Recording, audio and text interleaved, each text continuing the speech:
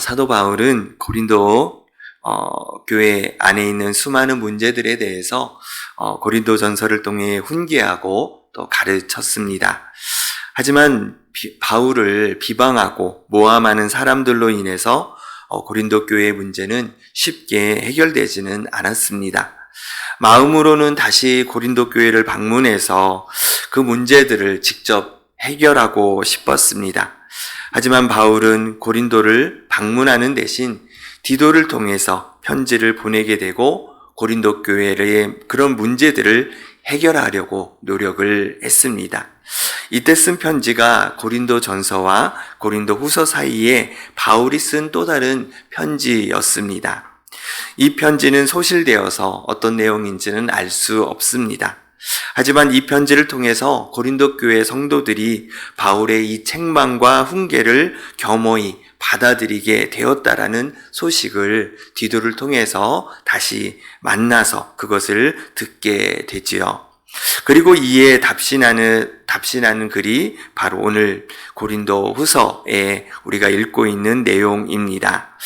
어제 말씀에서 고린도 교회 교인들로 인해 근심과 낙심 가운데 있던 사도 바울이 디도를 통해 위로하시는 하나님의 손길에 대해 말씀을 나누었습니다. 오늘은 환난과 많은 시련 가운데서도 극심한 가난 중에 있는 예루살렘 교회를 돕기 위해 마게도냐 교회 성도들이 마음을 모아들인 연보, 즉 헌금에 대한 말씀을 오늘 나누고자 합니다. 사도 바울은 이미 고린도전서 16장에서도 연보, 다시 말씀드리면 헌금에 대해서 이야기를 했습니다. 고린도전서 16장 2절 말씀에 매주 첫날에 너희 각 사람이 수입에 따라 모아두어서 내가 갈 때에 연보를 하지 않게 하라, 이렇게 말씀하고 있습니다. 이 말씀은 헌금의 시기와 방법에 대해서 구체적으로 알려주고 있습니다. 먼저는 매주 첫날에 라고 나와 있는데 주일에 모일 때마다 하라는 것이죠. 그 주일의 첫날이 바로 주일이기 때문에 주일에 모일 때마다 헌금을 내라는 것입니다. 이 말은 사도 바울이 고린도 교회를 방문할 때 일회성으로 특별 헌금이라고 해서 교인들을 독촉해서 또 부담을 주지 말고 매주 헌금을 내어서 조금씩 모아두라는 그러한 내용입니다.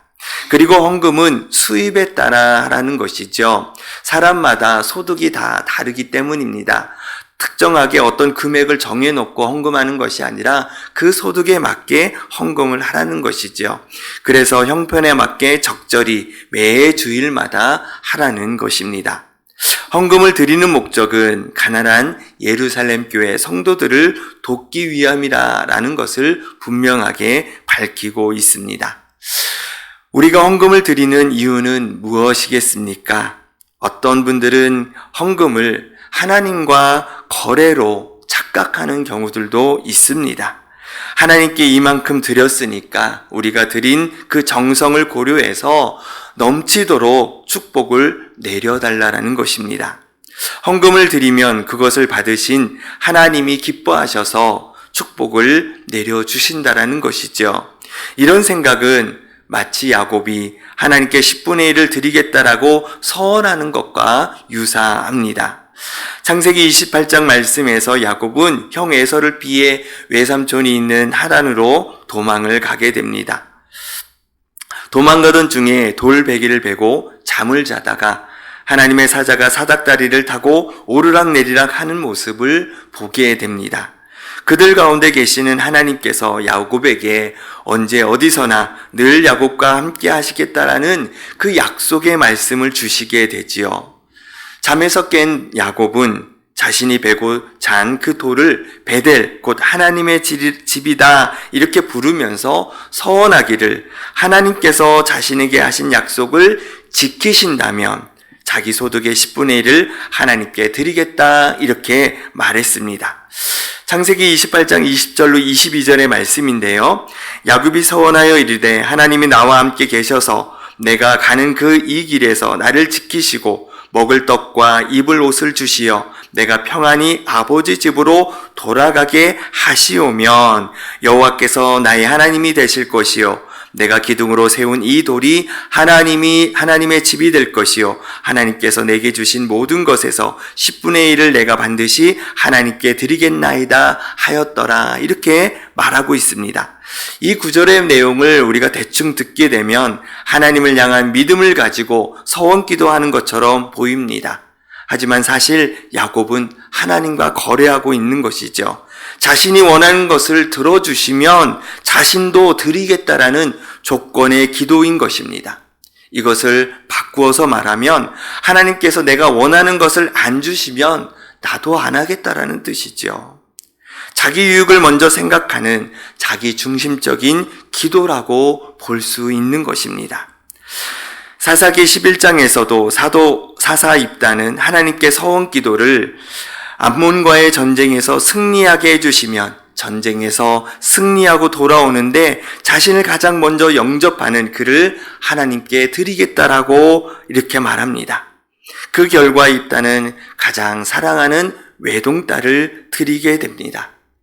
입다 또한 야곱이 하나님과 거래한 것과 다르지 않다라는 것이죠. 자기 중심적인 기도, 이것은 거래의 기도가 될 수 있다라는 것입니다. 자기의 유익을 먼저 생각하고 있기 때문이라는 것이죠. 사람이 하나님께 드리는 것은 그것이 무엇이든 헌금이든 헌신이든 눈에 보이지 않는 시간이든 재능이든 무엇이든 거래가 되어서는 안 됩니다. 내가 이걸 드렸으니 이거해 주십시오. 이렇게 기도하는 것은 하나님께 드리는 것이 아닙니다. 그것은 어린아이와 같은 미숙한 기도라는 것이지요. 나의 유익을 위한 또 내가 원하고 바라는 것을 얻기 위해 마치 투자의 개념으로 드리는 것은 바른 신앙의 모습이 아닙니다. 우리는 하나님께서 우리의 조건과 자격을 보시고 은혜와 복을 내려주신 것이 아님을 알아야 됩니다. 모든 것이 하나님으로부터 왔음을 믿고 온전히 드리는 삶이 되어야 합니다. 사도 바울은 고린도 교회 성도들에게 마게도냐 교회 성도들이 하나님께 드린 헌금에 대해서 이렇게 말씀하고 있습니다. 2절 말씀에 환난의 많은 시련 가운데서 그들의 넘치는 기쁨과 극심한 가난이 그들의 풍성한 연보를 넘치도록 하게 하였느니라 이렇게 말씀하고 있습니다. 마게도냐 교회 성도들이 풍성한 헌금을 드릴 수 있는 그 이유가 환난과 시련, 가난 중에서도 그 안에 넘치는 기쁨이 있었기 때문이라고 고백하고 있습니다. 마게도냐 교회 성도들이 풍성한 헌금을 드릴 수 있었던 것은 그들의 삶에 환난이나 시련이 없어서, 즉 삶이 형통하기 때문에 드릴 수 있는 것이 아니었습니다. 또한 경제적으로 여유롭고 넉넉하기 때문에 드릴 수 있는 것이 아니었다라는 것입니다. 흔히 우리가 감사할 만한 이유가 생겼을 때 감사헌금을 드리는 것처럼 감사할 조건이 생겨서 감사로 헌금을 드린 것이 아니었습니다. 세상적인 관점에서 감사할 이유가 없음에도 불구하고 그들 마음속에 풍성한 기쁨이 있었기 때문에 드릴 수 있었다 이렇게 고백하고 있는 것입니다. 그렇다면 그 기쁨은 어디서부터 온 기쁨이겠습니까? 세상적인 관점에서 감사할 이유가 생겼기 때문에 솟아난 기쁨이 아니라면 그것은 세상으로부터 온 기쁨이 아닐 것입니다. 오늘 본문 9절 말씀에 보시면 우리 주 예수 그리스도의 은혜를 너희가 알거니와 부유하신 이로써 너희를 위하여 가난하게 되심은 그의 가난함으로 말미암아 너희를 부유하게 하려 하심이라 이렇게 말씀하고 있습니다. 바울이 말하는 마게도냐 교회 성도들의 이 기쁨의 원천은 바로 예수 그리스도의 은혜 때문이었다라고 말하고 있습니다. 바울은 방금 읽은 구절을 통해서 예수 그리스도의 은혜에 대해 세 가지를 말하고 있습니다. 첫 번째는 우리 주 예수 그리스도는 원래 부유하신 분이었다라고 말하고 있습니다. 두 번째는 그분은 우리를 위하여 가난하게 되셨다라는 것이죠. 세 번째로는 그로 인하여 우리가 부유하게 되었다. 이 모든 것이 그리스도의 은혜다. 이렇게 고백하고 있는 것입니다. 예수님은 누구보다 부유한 분이시지만 가장 절망적인 가난에 처하셨습니다. 예수님은 로마의 식민지 그 지배 아래에 있는 이스라엘 중에 태어나셨지요. 그것도 가난한 목수의 아들로 태어났습니다. 더 나아가서 말구유에 누여서 태어나신 것을 보게 됩니다. 가장 부유하신 분이 왜 이렇게 가장 가난한 모습으로 태어나신 그 이유가 무엇이겠습니까? 그것은 바로 우리를 부유하게 하시기 위함이었다라고 말하고 있는 것이지요. 예수 그리스도 이 십자가의 복음의 핵심은 가난함이 부유함이 되고 연약함이 강함이 되는 하나님의 능력이 되는 것입니다. 이 사실이 마게도냐 교회 성도들의 기쁨의 원천이 되었던 것입니다. 오늘 우리 안에도 마게도냐 성도들이 가졌던 기쁨이 있습니까? 우리를 부유하게 해주시기 위해 예수 그리스도께서 가장 가난하고 연약한 모습으로 오셨음을 믿으십니까?